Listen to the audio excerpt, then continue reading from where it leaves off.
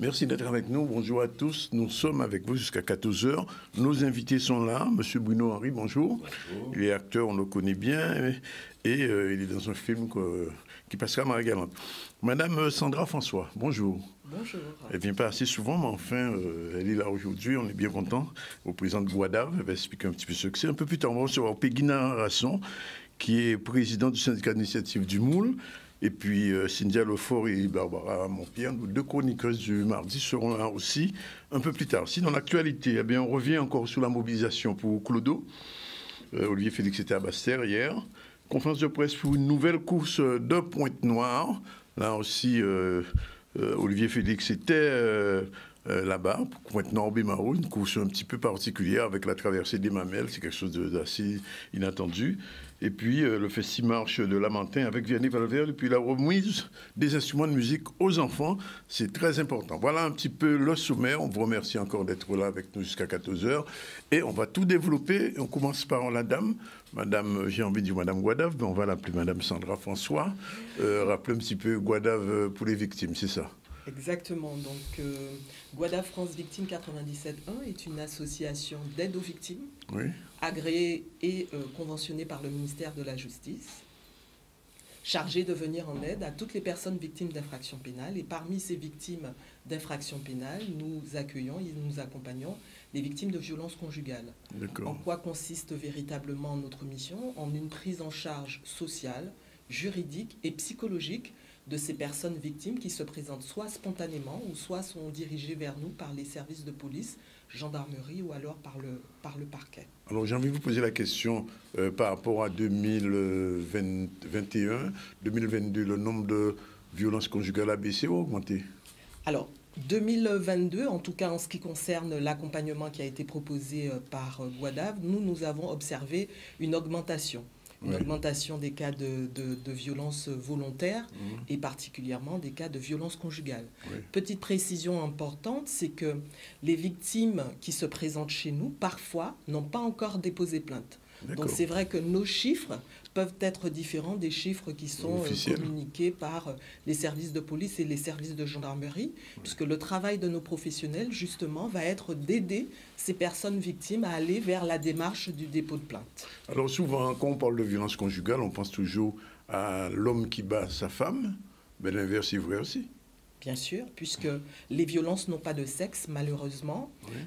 Je tiens quand même à rappeler, même si je sais que le public a bien évidemment entendu parler des violences conjugales, de ce que c'est, mais rappelons-le, les violences conjugales, ce sont des violences qui sont commises au sein du couple, partenaire actuel ou ex-partenaire, donc ça peut être petit ami, ça peut être conjoint, ça peut être concubin, marié, et il y a en fait un rapport de domination de l'un des partenaires envers l'autre.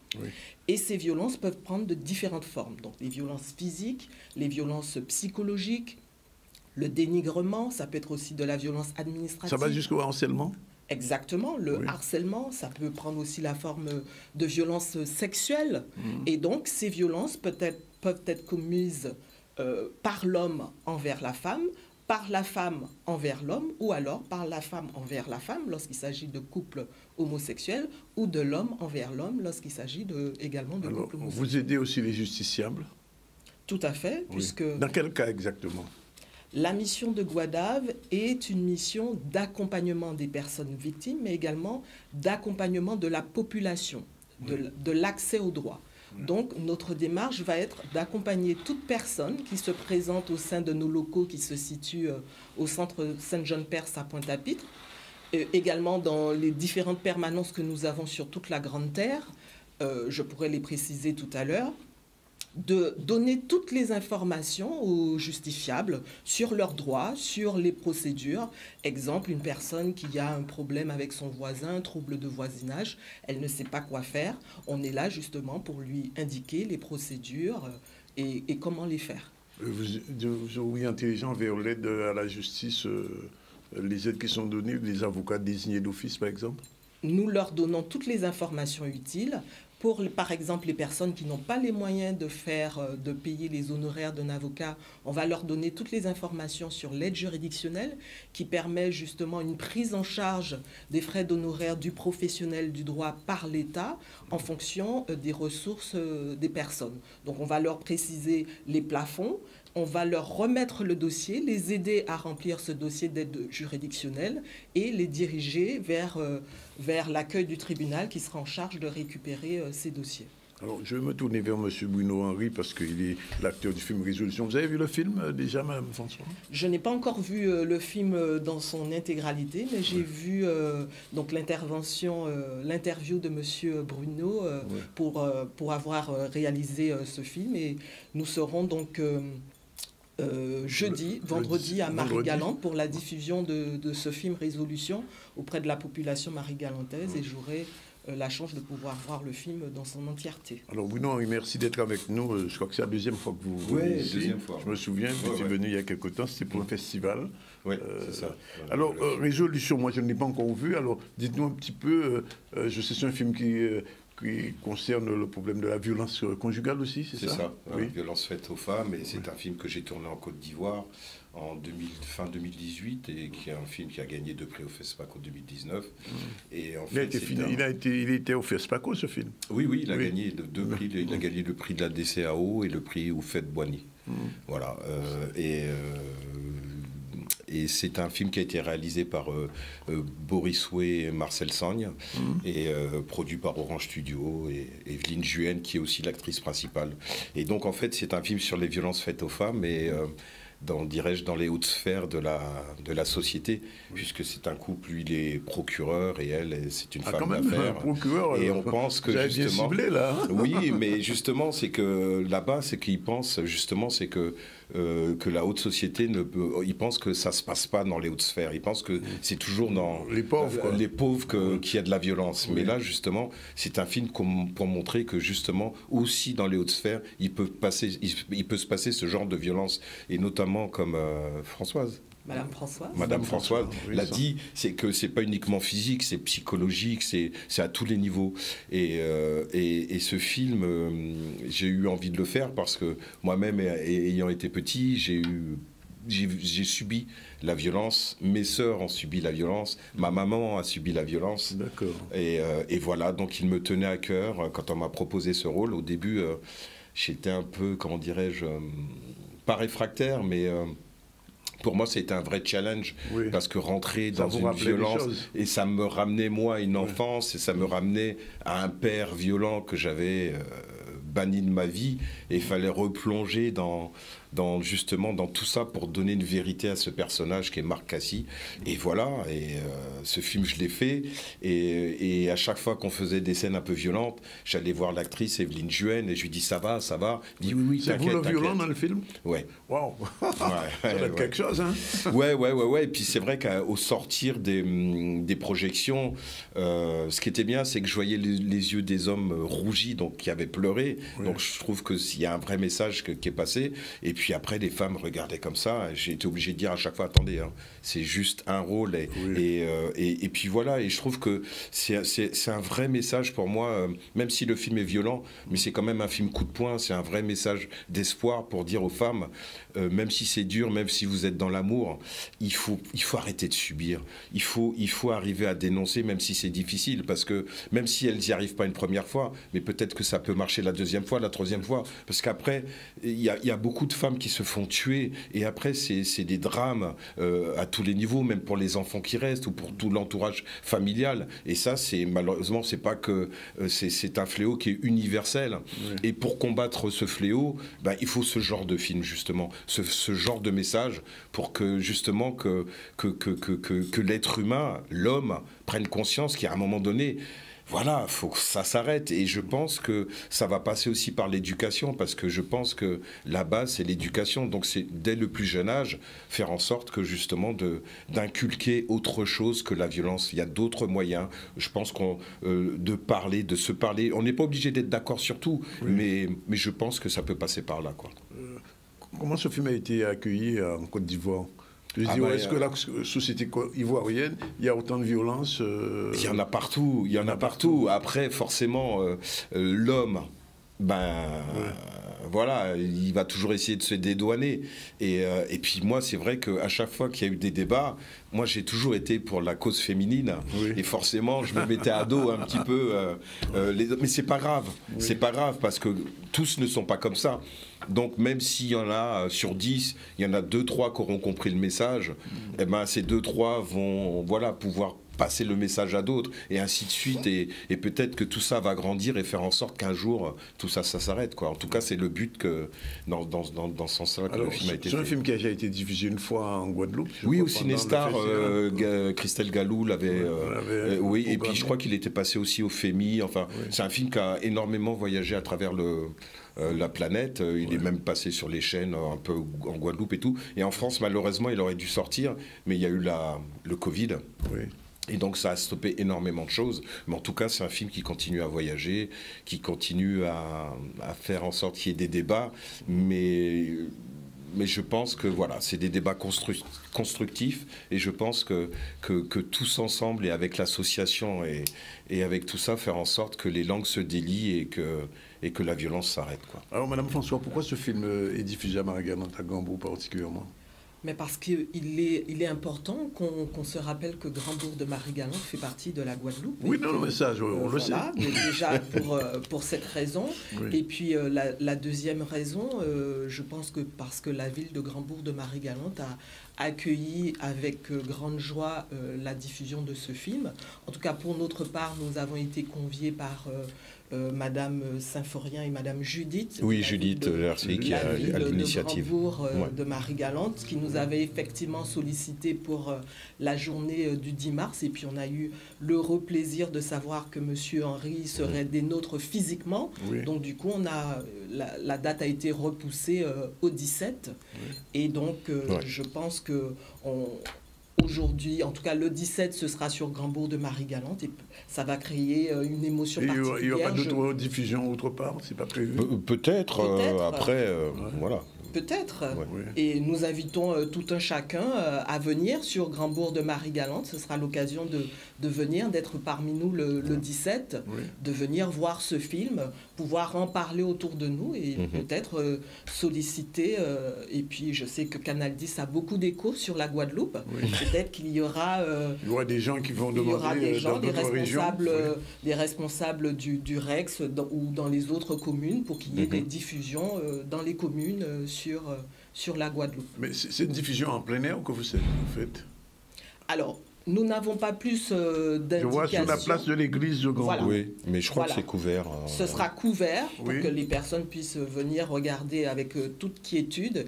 Et puis, il y aura des professionnels pour qu'il y ait un échange et ne pas laisser les personnes repartir avec leurs questions et surtout avoir des réponses quand je suis victime de violences conjugales, où je peux aller, qui peut m'aider, comment je peux être aidée. Et puis, rappeler que Guadave France Victime intervient également sur Grand-Bourg de Marie-Galante, puisque nous avons un professionnel qui vient une fois par mois au CCAS de Grand-Bourg de Marie-Galante pour écouter les personnes, les accompagner, les aider et surtout être à leur côté. Parce que c'est un vrai fléau, la violence conjugale. Alors, je suis sûr, disons, au moins 80%, en ce moment, il y a quelqu'un qui nous regarde ou quelqu'une qui nous regarde qui est victime de violences conjugales. Qu'est-ce que cette personne pourrait faire? Alors, déjà, cette personne pourrait contacter le 05 90 84 22 86. Ce sont les coordonnées de l'association. Nous sommes ouverts du lundi au vendredi de 8h à 12h30, de 13h30 à 16h30. Donc, déjà, appelez pour être entendu par une personne qui est formée à l'écoute et qui ne sera pas dans le jugement. Donc, première chose, si elle ne peut pas composer ce numéro, il y a aussi le numéro, la plateforme nationale, le 3919, où il y a une réponse 24 heures sur 24, 7 jours sur 7. Donc, déjà, elle peut également, nous, ce qu'on va lui dire, bien évidemment, lui dire que ce qu'elle vit n'est pas une situation normale, n'est pas une situation saine, et qu'il est important qu'elle se protège, elle, mais également, si elle a des enfants. Et donc, c'est important de déposer plainte. Le dépôt de plainte, c'est pas pour c'est pas pour faire plaisir, écouter les histoires sordides, bien loin de là. C'est vraiment pour que les auteurs comprennent qu'il y a un moment où il faut dire stop. Il faut arrêter de subir ces violences. Il faut que ces violences soient rapportées aux autorités pour que les auteurs soient sanctionnés, accompagnés s'il faut un accompagnement, soignés s'il faut qu'ils soient soignés, mais pour que ces actes de violence cessent. Parce que la violence conjugale, on l'oublie, il y a de la cruauté à la fois envers les femmes qui le subissent, les hommes qui le subissent, mais également les enfants. Les enfants qui voient ces actes de violence. Il y a des experts qui vous disent que le fait pour un enfant de voir des actes de violence conjugale équivaut au même traumatisme pour un enfant que de voir des faits de guerre. J'en revenais tout à l'heure vers Bruno. Mais il y a quand même un problème, Madame François, qui se pose. C'est, je ne sais pas si vous avez écouté les informations récemment, il y a eu au moins 2 cas de personnes, de femmes, de féminicides, de femmes qui sont venues porter plainte, faire un signalement, et ça n'a pas de suite, et puis elles se font tuer après.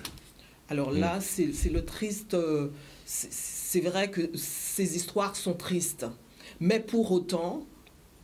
Moi, en tant que directrice d'association d'aide aux victimes, je ne pourrais jamais dire à une victime de ne pas alerter, de ne pas... Mais pourquoi les policiers ne réagissent pas? Est-ce que, du point de vue juridique, il n'y a pas quelque chose à faire là? Alors, je ne dirais pas que les policiers ne réagissent pas. Je dirais simplement qu'il y a encore du travail à faire, même si il y a beaucoup de choses qui sont faites depuis, en tout cas, le Grenelle sur les violences conjugales. Vous avez vraiment maintenant une brigade spécialisée en matière de violences intrafamiliales, ce qu'on a appelé le groupe VIF, avec 6 femmes qui sont vraiment formées en ce qui concerne les violences conjugales au commissariat de Pointe-à-Pitre. Vous avez également un accueil de proximité, un accueil spécialisé pour les personnes victimes de violences conjugales. Vous avez maintenant dans les commissariats de police et dans les brigades de gendarmerie des formations sur la thématique des violences conjugales au bénéfice des gendarmes et des policiers.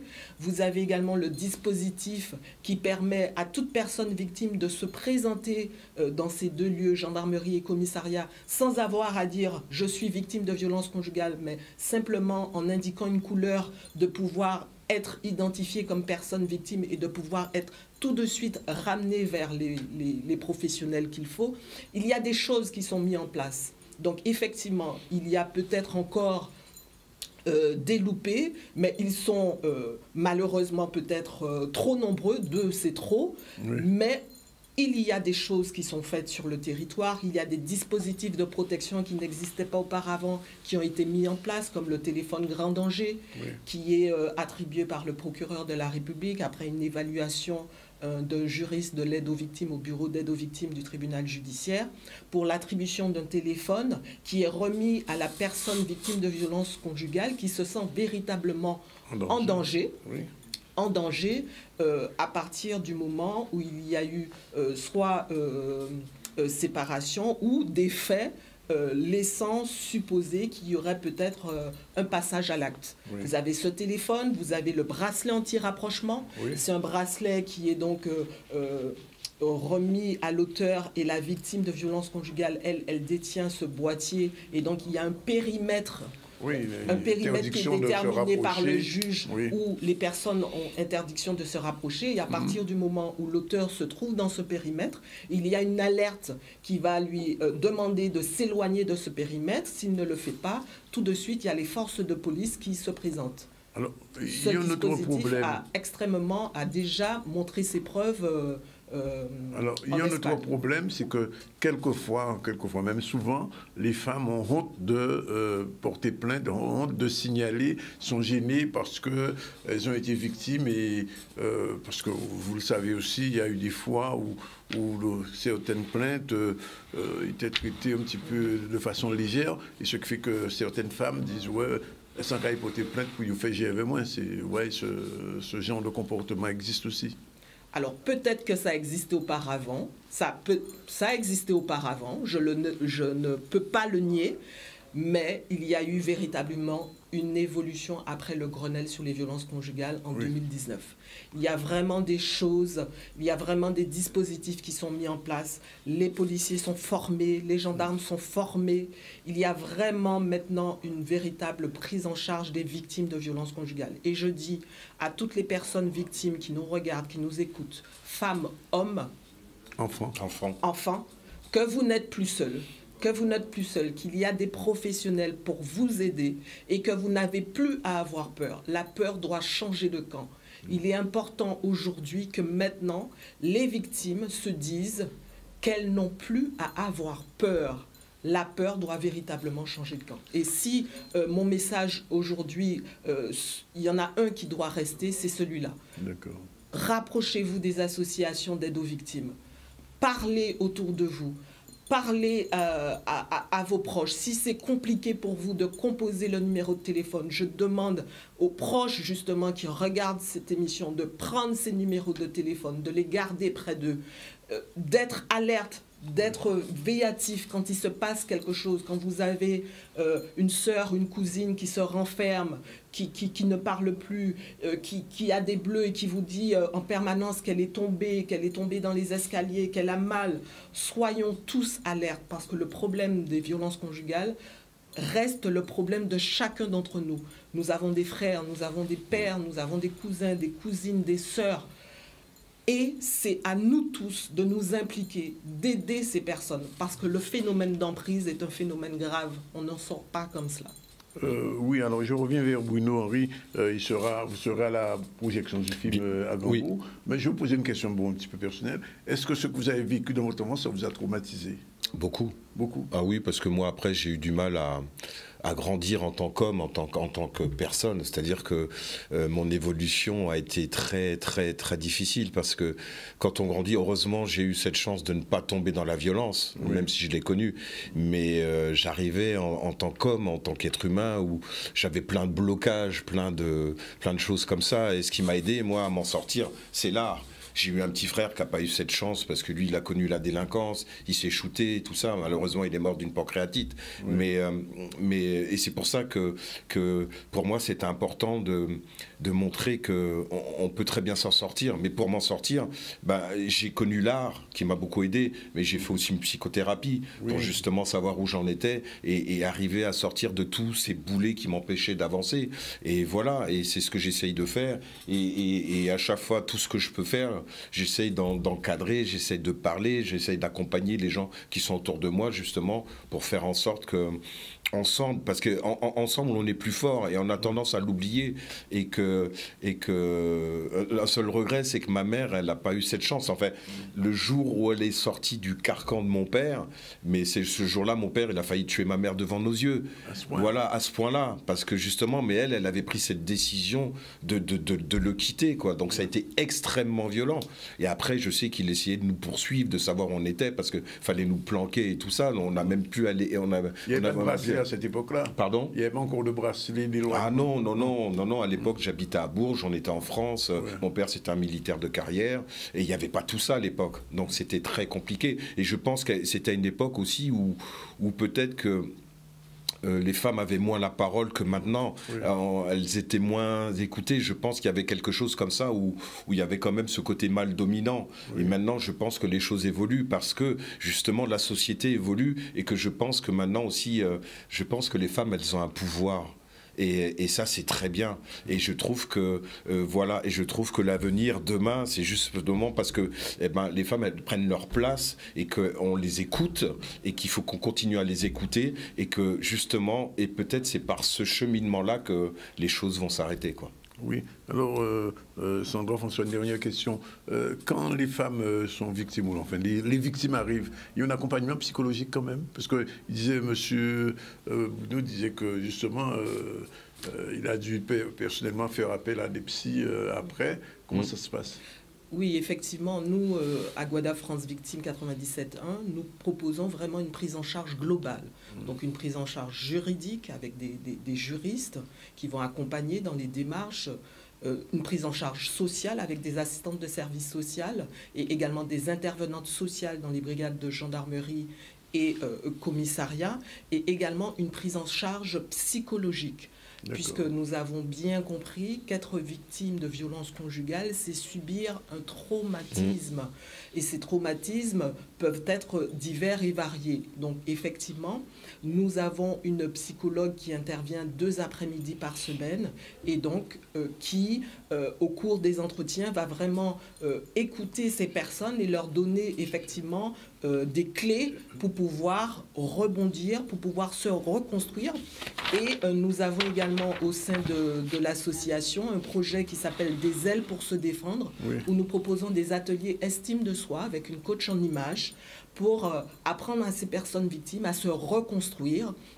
Nous avons également un atelier self-defense que nous faisons avec un club de karaté sur la commune des Abîmes et également des ateliers coach sportif avec une coach sportif qui va véritablement accompagner physiquement. Parce qu'on va retravailler la personne, l'aider à quitter le lieu où elle subit les violences, mais il est important aussi de faire tout ce travail, de travail sur son estime de soi, sur s'aimer soi, sur son mental, sur également l'activité sportive.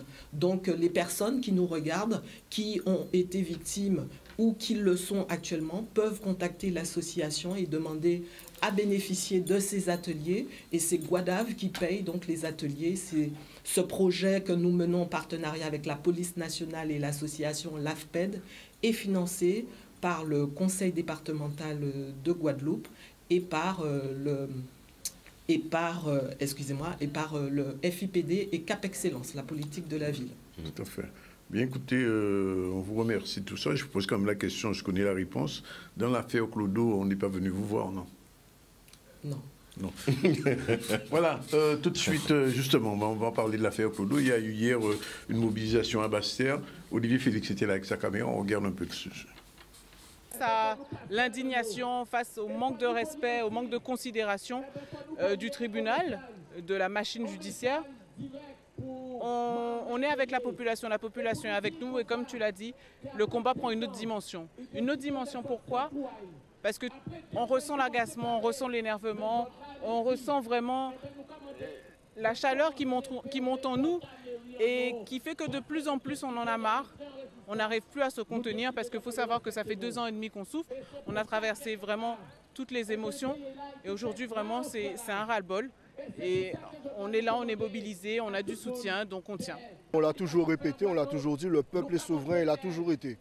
Donc aujourd'hui, si les Guadeloupéens estiment qu'il n'y a pas lieu d'avoir un non-lieu dans cette histoire, alors on les invite avec nous sur le terrain. On est debout, on est devant le tribunal, c'est l'institution où les décisions sont prises. On a communiqué pendant 2 ans et demi. Ça fait 2 ans et demi qu'on marche, ça fait 2 ans et demi qu'on raconte nos vérités. Ça fait 2 ans et demi qu'on fait de la pédagogie. Aujourd'hui, on a demandé juste à être reçu une audience auprès du procureur. On a encore eu du mépris. Donc aujourd'hui, à un moment donné, il faut dire stop. On l'avait dit, on prend nos responsabilités et chacun devra prendre la responsabilité de ses décisions. Aujourd'hui, on a été mobilisés devant le tribunal. On n'a pas demandé d'audience. On veut voir en fait jusqu'où va le tribunal. Donc là, on va demander une audience avec directement le juge, le magistrat instructeur, puisque le procureur estime qu'il a rendu ses réquisitions et qu'il n'est plus du tout dans le dossier. Donc on va passer directement à la personne qui a le dossier, qui est en possession de ce dossier. Parce qu'il faut savoir qu'aujourd'hui, le juge qui est en charge du dossier a les réquisitions du procureur ainsi que les observations de nos avocats. Donc à partir de tous ces éléments, elle doit donner une réponse. On attend sa réponse avec impatience et en fait, il faut qu'on maintienne cette pression pour que la réponse arrive le plus rapidement possible. On veut des réponses. On n'a pas eu de réponse, on a fait tout ce qu'on a pu, comme dit Christophe, on a été pédagogique, on a été pacifiste, on a tout fait dans les règles. Aujourd'hui, on bloque tout. Tant qu'on n'a pas de réponse, on ne bouge pas. Je signale qu'effectivement, qu'il n'y a toujours pas de réponse. Et d'ailleurs, la Ligue des droits de l'homme vient de sortir un communiqué où ils appellent justement à ce que la justice se fasse normalement. On espère, en tout cas, que ce non-lieu sera revu et corrigé à la hausse et que l'affaire Clodo sera peut-être, on espère, arriver au tribunal sans passer par le Guadave. Voilà, il est 13h02. On vous donne rendez-vous tout à l'heure. On prend la première pause. On se retrouve tout à l'heure avec nos prochains invités, Peggy Narasson et Cynthia Lefort, tout de suite. Comme ça, voilà, nous sommes revenus sur le plateau du ZCL News et on va recevoir dans un instant Peggy Narasson. Bonjour. Bonjour. Elle est présidente du syndicat d'initiative du Moule et il va y avoir une petite manifestation organisée au Moule pendant la mi-carême, c'est bien ça? La mi-carême. C'est la deuxième édition? La deuxième édition. On en revient dans un instant. On va faire un petit tour de la conférence de presse pour la nouvelle course à Pointe-Noire et à Bimao. C'est quelque chose d'assez inédit puisqu'on va traverser la traversée, qui est un endroit qui existe depuis près de 60 ans maintenant. Avant, pour les gens qui habitaient Pointe-Noire, qui voulaient aller à Pointe-à-Pitre, devaient faire, ou à Bastère, devaient faire tout le tour de la Guadeloupe. Maintenant, avec la traversée, on traverse.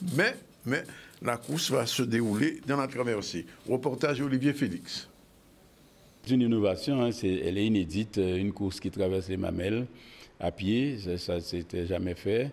Et surtout qu'il y a un fort côté symbolique puisque cette course va relier la section de Mao-Petit-Bourg à la section de Mao-Pointe-Noire.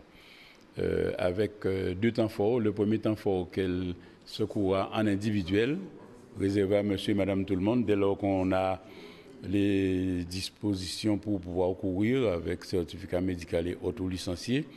Et puis le deuxième temps fort, ce sera une course de relais intercollectivité, les communes, les EPCI et autres régions départementales si elles le veulent. 8 personnes au départ, mais équipe de 10 coureurs et qui auront à faire des portions de 2 à 3 km 800 pour pouvoir relier les deux sections de Mao, Pointe-Noire et Mao-Petit-Bourg. C'est une course sur route qui permettra aussi aux concurrents de s'affronter sur un parcours très sélectif, montagneux, vallonné, et qui permettra aussi d'autres formes de compétition et dont le sport a besoin, l'athlétisme en particulier, et qui permettra aussi de se pérenniser dans le temps, qui, je l'espère, se fera. Ça va être chaud, hein? 19 km dans la traversée à la montée. Si vous paniez à beau, comme on dit, pas vine, parce que quitter Mao pour rejoindre Mao, Pointe-Noire pour rejoindre Mao, Petit-Bourg, avec tout ce qu'il y a comme grimpette, là, ça va être chaud. Moi, je ne pourrais pas. Vous courez, madame? Pas du tout. Vous faites pas de sport? Pas du tout. C'est pas bon. Le sport, c'est bon pour le corps et pour la santé, pour la santé, cœur. pour le cœur, pour tout, mais... Et vous n'êtes pas sport? Je ne suis pas sportive. Pourquoi?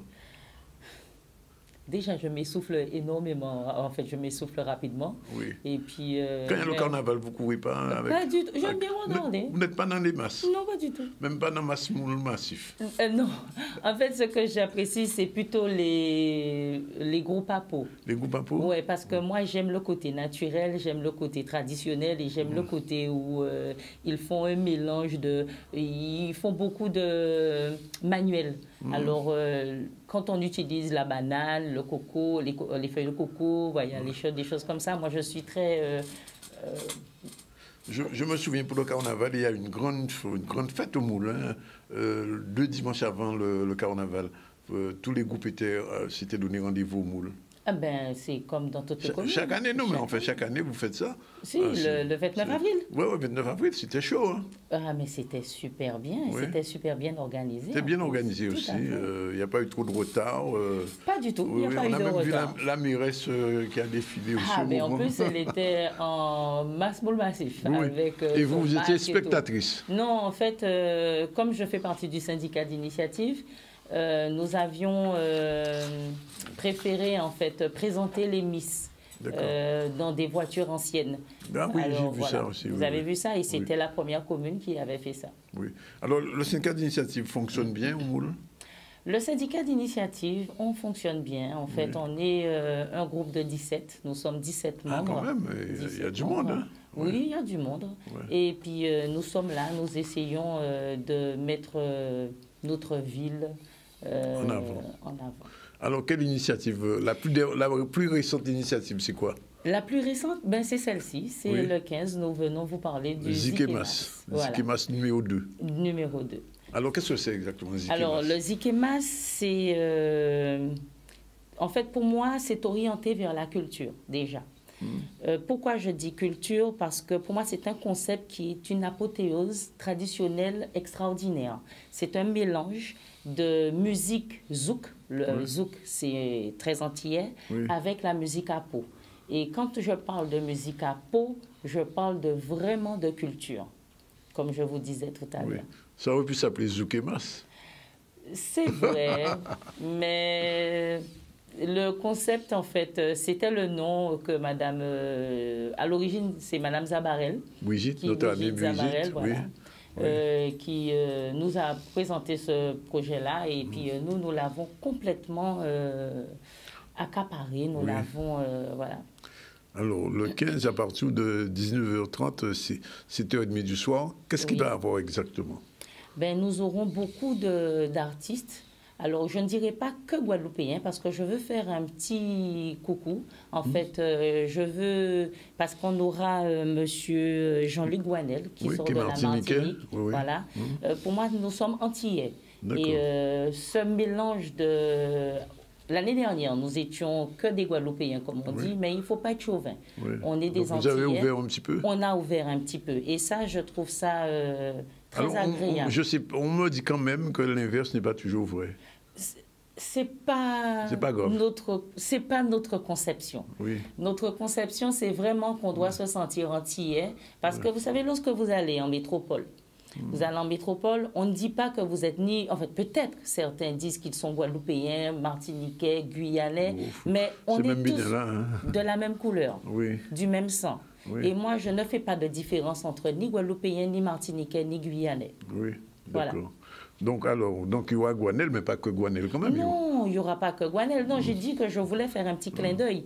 Pourquoi? Parce que nous avons élargi un petit peu au niveau des artistes. Mais nous avons une dame du Moule, Madame Frisette Laram, Monsieur Harry Soudoyan. Elle, je ne connais pas. Frisette Laram, c'est quel genre de chanteuse?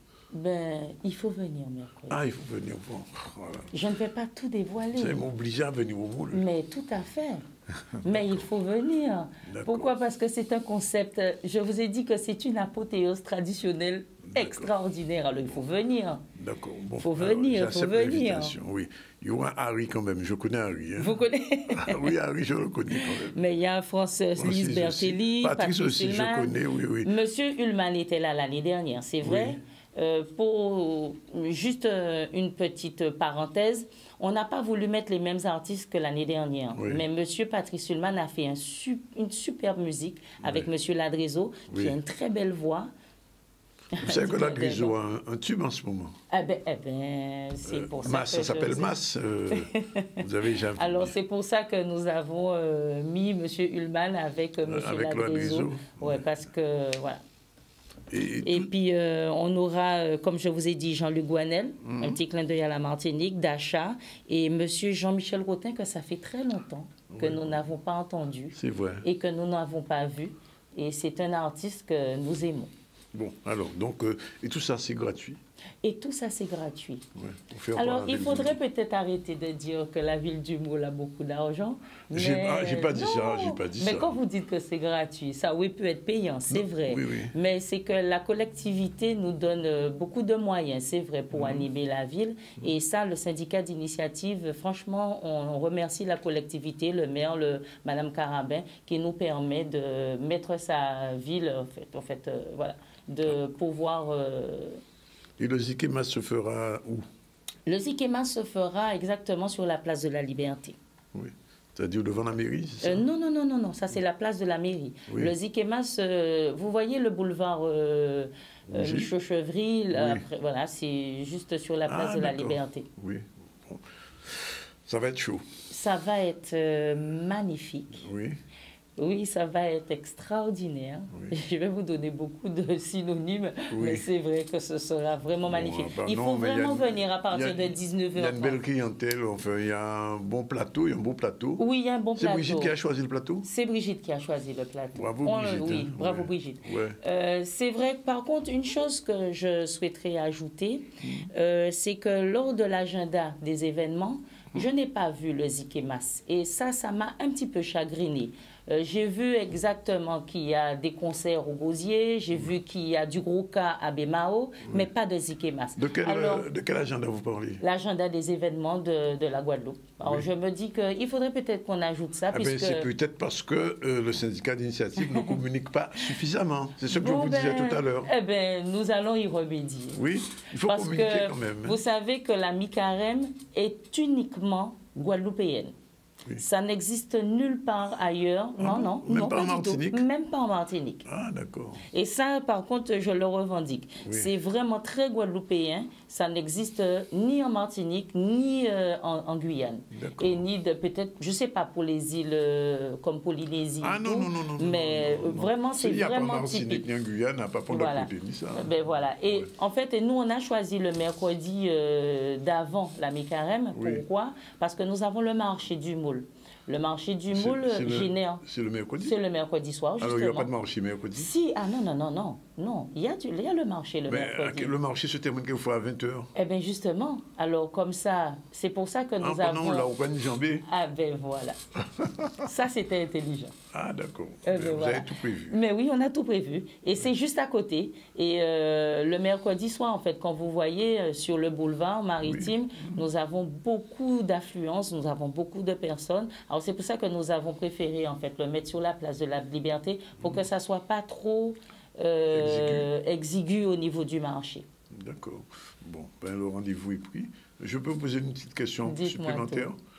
Après les Zikemas, il y a autre chose prévue dans les semaines qui viennent? Dans les semaines qui viennent, oui. Nous avons normalement Miss Moule au mois d'avril. Ah, quand même. Et puis après, nous aurons la Reine des Aînés. Oui. Mais pour les manifestations, mais vraiment des manifestations qui ramènent du monde au moule, nous avons le dombré en toute sauce. Le quoi? Le dombré en toute sauce. C'est quoi ça? Ça, je ne connais pas. Là, par contre, je vais vous tirer les oreilles. Dombré en toute sauce, mais qui j'ai qu'à faire en toute sauce? Ah ben oui. Eh bien, le dombré en toute sauce, c'est un concept qui est sorti du moule. Et maintenant, là, on le voit Alors, quand il y a un dombré en toute sauce, c'est dombré avec quoi, par exemple? Alors, il y a le dombré végétarien, il y a le dombré au poisson, il y a le dombré au colombo, il y a le dombré... En fait, vraiment... Est-ce qu'il y a au moins le dombré crabe? Toujours. Toujours? Toujours. Avant qui pousse ça, Ah bon, comme ça. Mais il y a dombré langouste aussi. Ah, et l'année dernière, les gens étaient très, très, très bien servis. Oui. Une seule chose, c'est que, il n'y avait pas assez. Oui. Alors, il faut retenir à l'avance avant de venir. Non, il ne faut pas retenir. Mais c'est tellement bon qu'on a du monde. Quelle date le dombré en toute sauce? C'est en octobre. C'est vers le 15 ou le 16 en octobre, c'est encore loin. Vous reviendrez pour nous en parler du dombré en toute sauce. Je me ferai un plaisir. Et on va déguster le dombré en toute sauce. Bien. Écoutez, Peggy, merci d'être venue nous dire tout ça. Mais c'est moi qui vous remercie de m'avoir reçu, d'avoir reçu le syndicat d'initiative de la ville du Moule. Et là, je représente tous les membres du syndicat. On revient à un petit focus sur la Festi-Marché au Lamentin, puisque Lamentin, depuis quelque temps, s'organise pour qu'il y ait chaque fois une animation liée au marché. Vianney Valverde était sur place. Regardez un peu et on va en parler après. Forcément, nous sommes dans la ville de Lamentin. Nous sommes actuellement devant la salle des fêtes, qui est le site désormais de l'organisation du Festi-Marché. Le Festi-Marché, c'est un marché mensuel, je dirais en dualité avec... en partenariat avec l'UDECAG, parce que nous avons le premier samedi du mois le marché de l'UDECAG à Caillou et celui-là au bout de Lamentin. Le but du Festi-Marché, c'est surtout de rassembler, avoir un vrai rôle de marché, c'est-à-dire un lieu de rencontre. Entre qui? Entre des producteurs locaux et les clients, sans intermédiaire. l'UDECAG a un partenariat avec le Festi-Marché depuis 2016.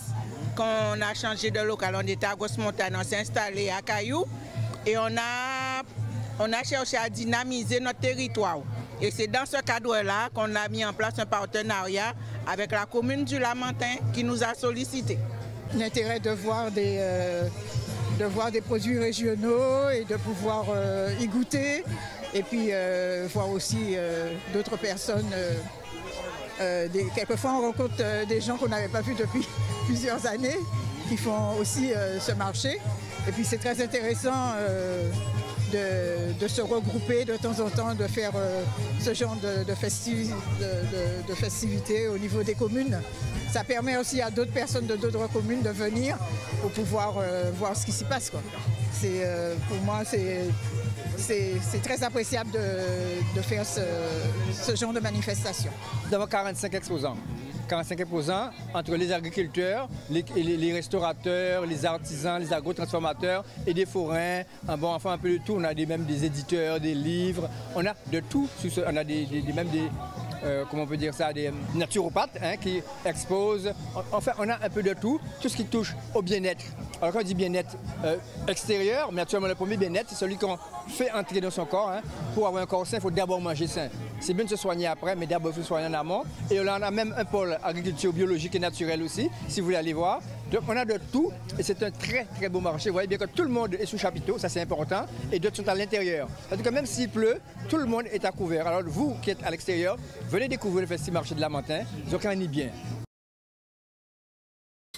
Voilà, eh bien, on prend la deuxième pause. On se retrouve tout à l'heure avec Cynthia Lefort et Barbara Montpierre, nos deux chroniqueuses du mardi. C'est tout de suite après la pause. Restez avec nous. Voilà, c'est le dernier plateau du ZCL News. On va recevoir deux femmes.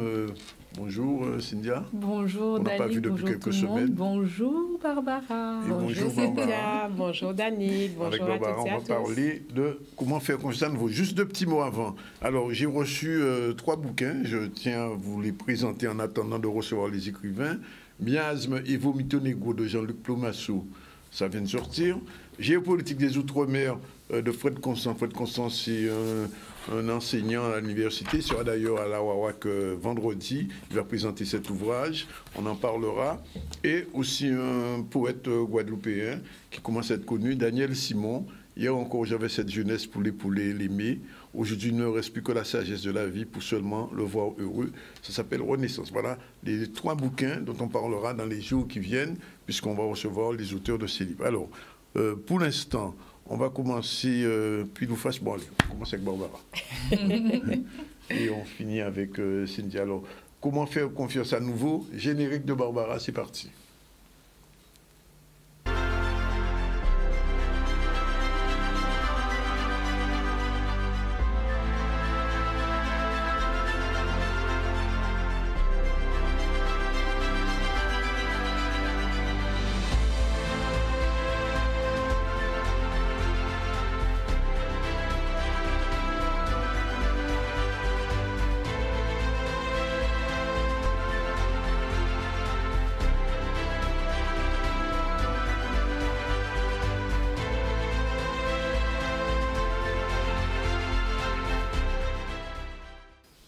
On a toujours plaisir à recevoir Barbara, puisqu'elle nous propose toujours des sujets intéressants. Comment faire confiance à nouveau? Qu'est-ce que c'est, Barbara? Explication. Eh bien, écoute, c'était pour répondre, Danick. Alors, avant tout, bonjour téléspectateurs. J'espère que vous allez bien.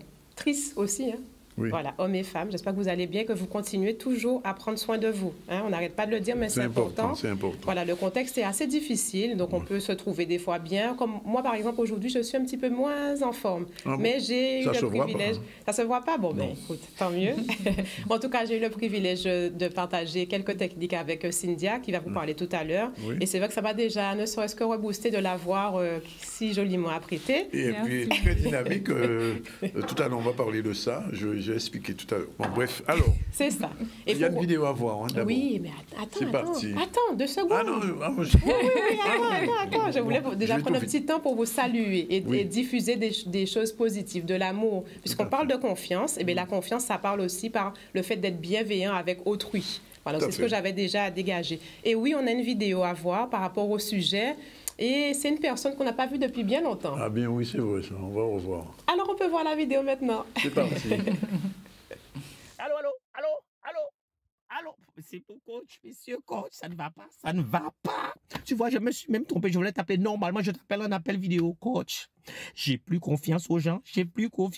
Ni en ma chérie, ni les gens. J'ai l'impression qu'ils se servent de moi et me piquent mes idées. J'ai plus confiance en personne, coach. J'ai besoin de toi. Il n'y a que toi qui pourras me sauver. Sauve-moi, coach. Enlève-moi de ce gouffre.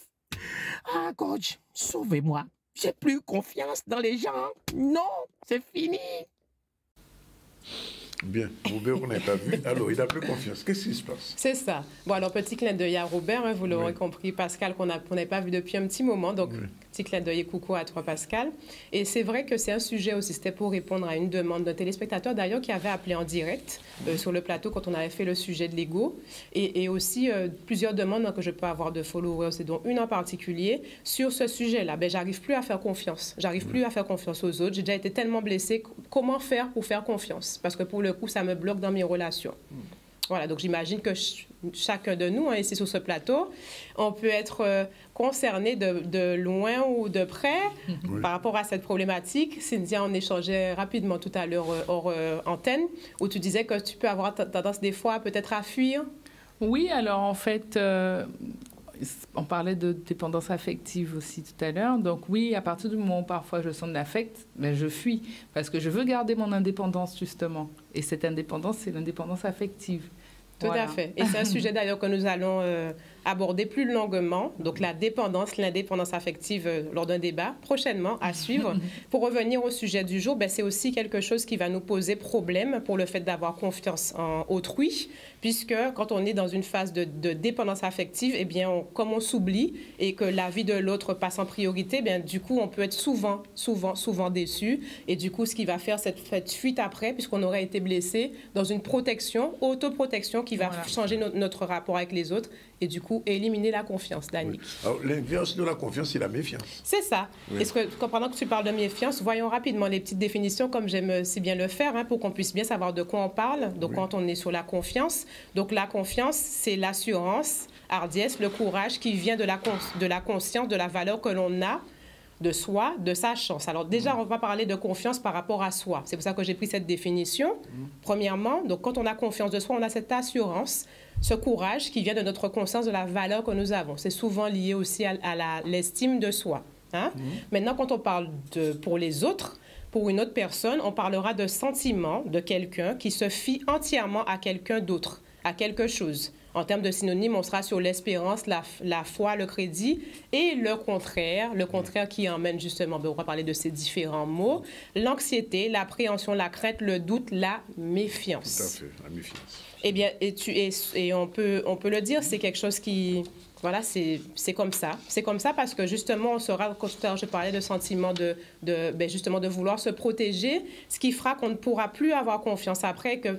Au niveau même des émotions, ça va créer de l'anxiété, du stress, de la peur. Ça aura des effets physiologiques qui nous mettront dans une situation bloquante. Alors, ce qu'on va voir maintenant rapidement, c'est les causes, les différentes causes, même si j'ai commencé à aborder déjà. Hein.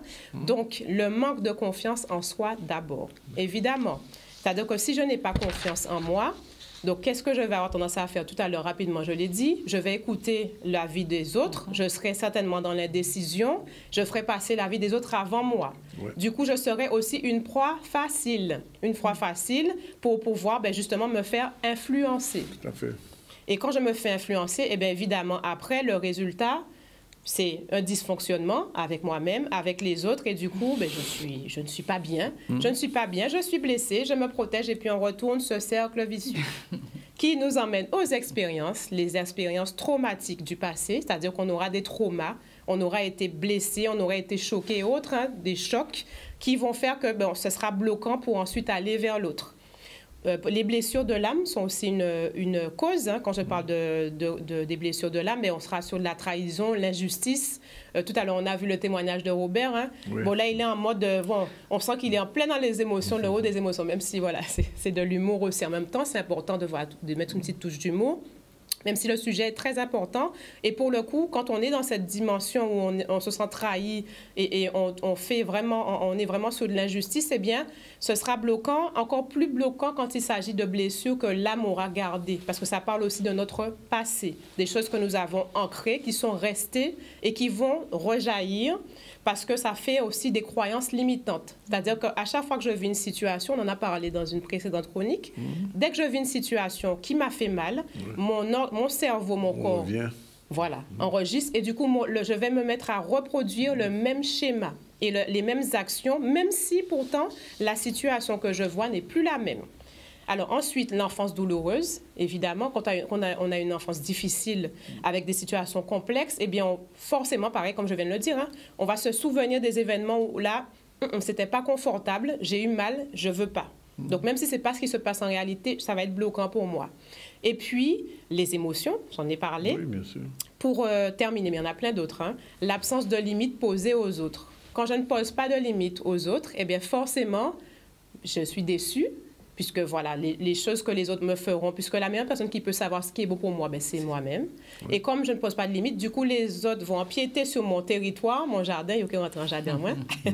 Et du coup, après, ben, ça va emmener des déceptions qui feront que, ben, après, je suis déçue. Ah, on n'a pas fait confiance à pas au monde.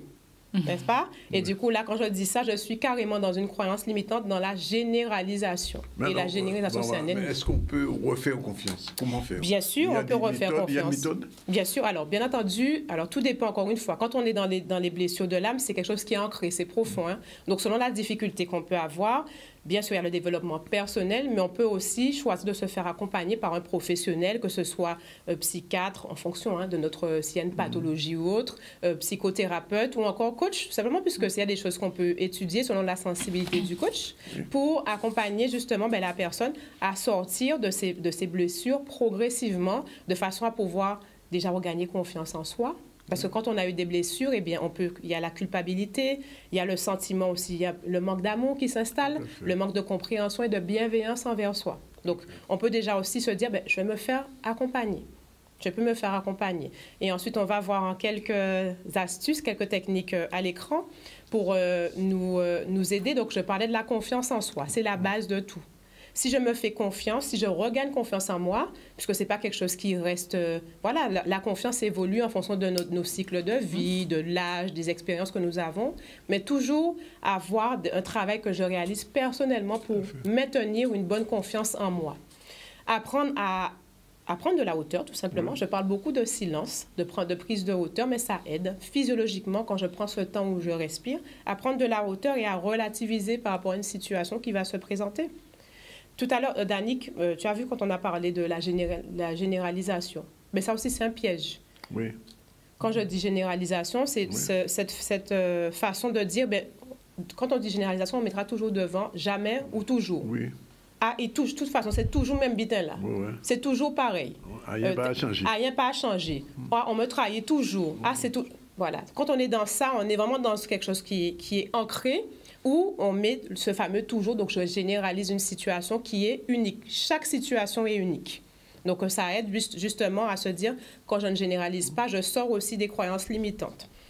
On peut se fier, ça c'est aussi important, parce que le cerveau a besoin de concret. Donc, OK, un tel ou un tel me dit quelque chose, qu'est-ce qu'il y a comme acte?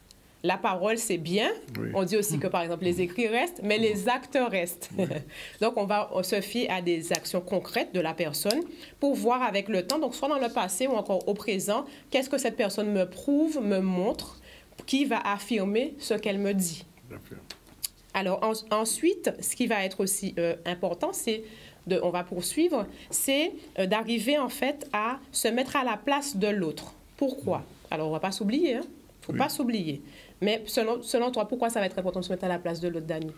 Pour essayer de voir un peu comment l'autre aurait agi si j'étais à sa place. Exactement. Oui. C'est aussi bête que ça, même si on peut ne pas... Dans la situation, quand on est surtout affecté, que les émotions jouent, on a tendance à avoir du mal à le faire. Mais c'est la meilleure façon aussi de prendre de la hauteur et puis d'arriver aussi à comprendre l'autre et à relativiser, du coup, à faire preuve de bienveillance. Oui, tout à fait. Voilà. Ensuite, on peut se livrer. C'est important aussi, même si c'est difficile, je vois Cynthia hocher de la tête. Se livrer, mais pas trop, oui. Savoir doser. On a parlé du fait de doser ce que je donne, mais ça parle de l'amour que j'ai envers moi. Je peux me livrer, puisque aussi nous sommes des êtres relationnels, nous avons besoin d'être en communion avec les autres, mais je vais quand même doser et savoir ce que je dis, ce que je donne. J'ai mon jardin secret que je dois préserver. Je vais aussi veiller à accorder le bénéfice du doute à l'autre, puisque chaque situation est unique. Même si une personne, par exemple, m'a blessée, je saurais effectivement mieux me protéger en faisant tout un travail, puisque premièrement, quand on est blessé, on sait déjà ce qui sort, la colère, la tristesse, ce mélange d'émotions, mais je vais pouvoir quand même me dire, voilà, cette personne s'est excusée, elle m'a demandé pardon, voyons ce que ça peut apporter. J'accorde le bénéfice du doute tout en me protégeant. Et puis, comme je l'ai dit, je reviens, la boucle est bouclée, mais je peux aussi me faire accompagner. Voilà, c'est pas en soi, c'est possible par des professionnels. Je peux me faire accompagner pour, à nouveau, croire en l'amour. On a vu, il a parlé notamment de sa chérie qui fait plus confiance. C'est encore plus compliqué quand c'est dans le domaine sentimental parce que là, ça touche aussi au sentiment, ça touche l'amour. On sait comment, hein, ça peut rendre malade, n'est-ce pas? N'est-ce pas? Donc, c'est une bonne maladie où ça dépend comment on se positionne. Mais c'est vrai qu'on peut se faire accompagner pour, à nouveau, faire confiance. Puisqu'on a besoin tous d'amour. Je conclurai avec ça, Dani. Juste une dernière question. Et comment agit le coach dans ces cas-là? Eh bien, le coach, justement, ce qu'il va faire, c'est qu'il va accompagner la personne à travailler sous ses blessures de l'âme, arriver à travailler avec elle. Donc, en fonction du coach, on peut travailler aussi sur l'enfant intérieur, puisque nous avons tous encore cet enfant en nous, hein, qui est caché ou non, tout dépend comment on l'assume. Le coach va pouvoir aussi accompagner la personne à gagner en confiance, à maintenir un équilibre en termes de confiance, avec des actions concrètes hein, que la personne elle-même aura trouvées avec l'appui du coach. Le coach peut accompagner justement dans la mise en place d'actions pérennes par la suite, donc que ce soit sous le volet sentimental, professionnel, amical, familial, en aidant aussi au démarrage, j'aurais dû commencer par ça, par la conscientisation. Puisque souvent, quand on est dans des croyances limitantes, c'est que les choses sont ancrées, comme je le disais, et on a besoin de prendre le temps et de comprendre. À tes souhaits, mon cher Dani. Mes souhaits. Et la vérité, comme disait ma mère. Voilà, la vérité. Bien. Voilà, Dani. Bon, on se retrouve la semaine prochaine. Tout à fait. On prépare le débat. C'est ça, le débat sur le sujet. Je prépare encore un autre programme, puisqu'on on aura des choses sympathiques à proposer. C'est autour de Cynthia, générique, c'est parti. On va parler de choses plus proches encore du corps. Là, si on parlait de l'esprit, là, on parle du corps. C'est parti.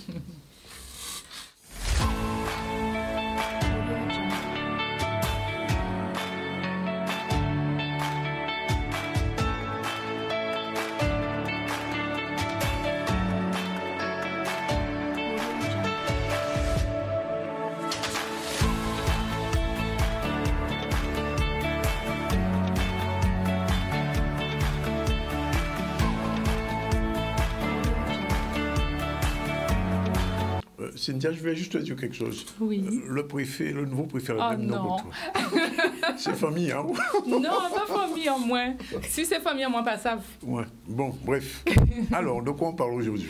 Je vois, il y a 3 produits devant toi. Oui, aujourd'hui, on va parler de maté. Est-ce que, pas maté, qu'on yoka dit maté mouna? Hein, ou maté, regardez, non. Maté, yerba maté, donc une plante qui nous vient d'Argentine, que je suis sûre qu'on peut trouver en Guadeloupe, mais personne ne s'est penché dessus parce que c'est une plante qui est très, très mal connue. Donc, on l'appelle aussi Ilex paraguarensis, parce que il y en a au Paraguay, il y en a en Uruguay, il y en a en Argentine et au Brésil.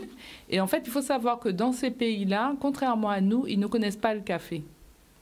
Et du coup, ils ne consomment pas le café. Et le mi-maté, donc le maté, c'est mi-café, mi-thé. Sauf... c'est quelque chose qu'on boit, alors? Oui, ça se boit. Consomme, oui, ça se consomme et ils consomment ça toute la journée. C'est pour ça qu'ils arrivent à faire des travaux très importants sans être fatigués. Donc, le yerba maté, donc Ilex paraguarensis, il vient d'Amérique du Sud. Donc, c'est une plante qui est utilisée au niveau de ses feuilles en infusion. Elle est antifatigue, elle a un effet diurétique, elle permet la perte de poids, de brûler les graisses aussi. Elle a un effet coupe-faim, elle limite aussi la dégradation des cellules musculaires, tendineuses, osseuses et cérébrales. Donc du coup, on a une augmentation des capacités physiques et intellectuelles. Il y a plusieurs saveurs qui sont proposées avec mi-maté. Et en fait, au niveau de la consommation, c'est entre 80 et 100 grammes de feuilles broyées, fraîches, je précise, par jour. Donc, ça veut dire 10 grammes secs. Parce que la plante, elle va perdre 80% de son poids. Donc, c'est bien 10 grammes. Oui, je ne suis pas sûre, mais bon. Donc, 80% de son poids, une fois qu'elle est séchée, parce qu'elle va se vider de son eau. Donc, c'est ce qu'on va consommer. Donc, avec 10 grammes, on peut faire 1 litre, justement, de cette plante. Et vous allez certainement vous demander pourquoi je viens parler de cette plante-là, alors que c'est Nature Nurse. Alors, il y a une bonne nouvelle, c'est que je suis officiellement représentant officiel dans les Antilles françaises de cette marque Mimaté. Bravo. Donc, en tant qu'herboriste, ils m'ont donné l'exclusivité pour pouvoir présenter cette plante. Donc, il faut savoir qu'au niveau de maté, il y a 3 types de maté et ça va dépendre du temps de séchage. Donc, il y a le maté secado, donc où le temps de séchage sera plus court, ce sera plus sur une exposition au soleil. Donc, le maté secado, on va retrouver un maté plutôt vert, donc comme... je l'ai pas bon. Ici, le maté original, par exemple, je ne sais pas si on voit bien. Voilà, où on a des feuilles qui sont plus vertes. Donc, on sera sur un goût qui est doux à ce moment-là, parce que le temps de séchage aurait été moindre. Il y a le maté sapé secado, donc séché au soleil puis chauffé, qui est ici avec le maté affiné, par exemple. Donc là, on sera un thé qui sera on sera sur un thé qui est beaucoup plus amer, donc plus fort en goût, pour les gens qui aiment les choses un peu fortes. Et on a le maté torréfié. Donc le maté torréfié qui va nous permettre de retrouver plus ce goût de café caramélisé pour les amateurs de café ou les gens qui cherchent à faire la transition. Donc cette plante yerba maté, elle est intéressante aussi parce qu'ils vendent des calebasses avec la petite bombilla, donc c'est la petite cuillère avec les petits trous qui va permettre de faire son maté. Donc on va mettre 10 grammes dans notre petite calebasse et on va au fur et à mesure de la journée rajouter de l'eau chaude jusqu'à 10 fois et boire toute la journée. Donc, résultat, comme la bouche de la personne est... Quel effet ça a sur l'organisme? Alors, c'est tonifiant, donc c'est énergisant pour l'organisme. C'est diurétique, donc ça va envoyer faire pipi aussi, brûler les graisses, drainer aussi. Ça a un effet aussi au niveau des capacités sportives parce que vous savez, les sportifs, il y a beaucoup d'acide urique qui circule et donc du coup, il faut éliminer. Ça va permettre l'élimination. Ça va protéger au niveau de la fibre musculaire aussi. Et au niveau cérébral, vu qu'on a ce côté un peu énergie, tonifiant et drainant, le cerveau il va être beaucoup plus fluide parce qu'il va s'oxygéner plus rapidement. Donc, si je prends du Mimaté avant de venir aux ZCL, je suis t'es en forme même. Ah, d'accord. et moi c'est dit, c'est bon, j'achète. Voilà. Oui, écoute, ils sont là, ils sont en Guadeloupe actuellement, on les retrouve au lagon bio de Saint-François, à Toki, où je suis aussi, et sur le site internet de Nature Nurse FWI.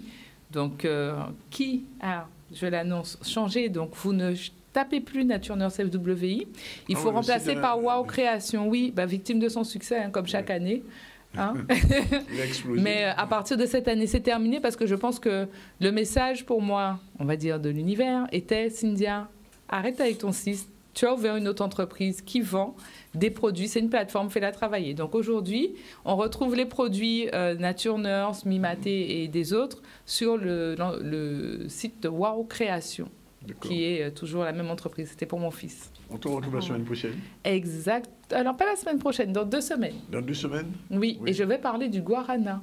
Du guarana. Qu'est-ce que c'est le guarana? Alors, le guarana, c'est une plante qui est utilisée aussi comme drainant et qui est aphrodisiaque et qui donne de l'énergie. Aphrodisiaque. Bon, ok. On a noté. Merci en tout cas, Barbara. Merci. Cynthia, pour tous ces conseils psychologiques et physiques. Et on fait un dernier petit focus sur nos remises d'instruments de musique aux enfants de Petit Pérou. On regarde ce reportage de Loane Duhamel. C'est parti.